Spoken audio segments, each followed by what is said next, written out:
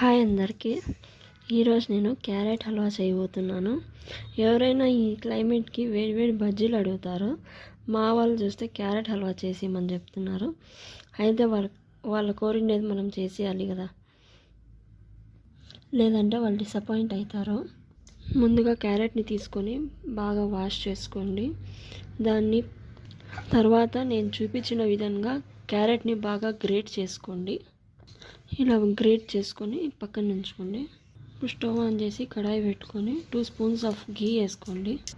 దీన్ని ఆయిల్తో కూడా చేయొచ్చు, గీ వేస్తే కొంచెం టేస్ట్ బాగుంటుంది. అందుకోసం గీ కొంచెం వేడయ్యాక సన్నగా కట్ చేసుకున్న డ్రై ఫ్రూట్స్ దాంట్లోకి వేసుకొని బాగా వేయించుకొని పక్కన తీసి ఉంచుకోండి.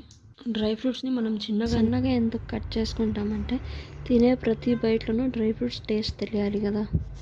ఇప్పుడు అదే కడాయిలోనే గ్రేట్ చేసిన క్యారెట్ని వేసి బాగా కలుపుకోండి.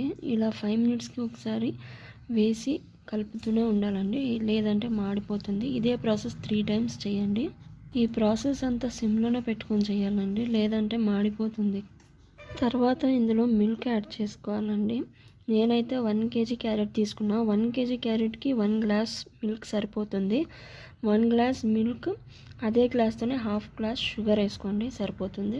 మిల్క్ అయినా వేసుకోవచ్చు, మిల్క్ మేడ్ అయినా వేసుకోవచ్చు అండి. మిల్క్ మేడ్ వేసుకుంటే ఇంకా టేస్ట్ చాలా బాగుంటుంది. మిల్క్ మేడ్ వేసుకుంటే కొంచెం షుగర్ తగ్గించుకోండి. పాలని కాంచైనా తీసుకోవచ్చు, పచ్చి పాలైనా తీసుకోవచ్చు అండి. నేనైతే పాలని బాగా కాంచి తీసుకున్నానండి.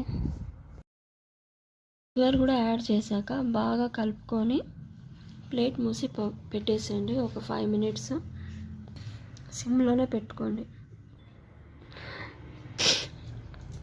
ముందుగానే మనం ఫ్రై చేసుకున్న డ్రై ఫ్రూట్స్ని దాంట్లోకి యాడ్ చేసుకొని బాగా కలుపుకోండి.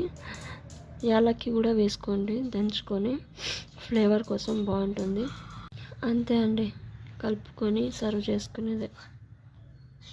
మీరు కూడా ఖచ్చితంగా ట్రై చేయండి, చాలా బాగుంటుంది. దీనికి ఎక్కువ టైం కూడా పడదు.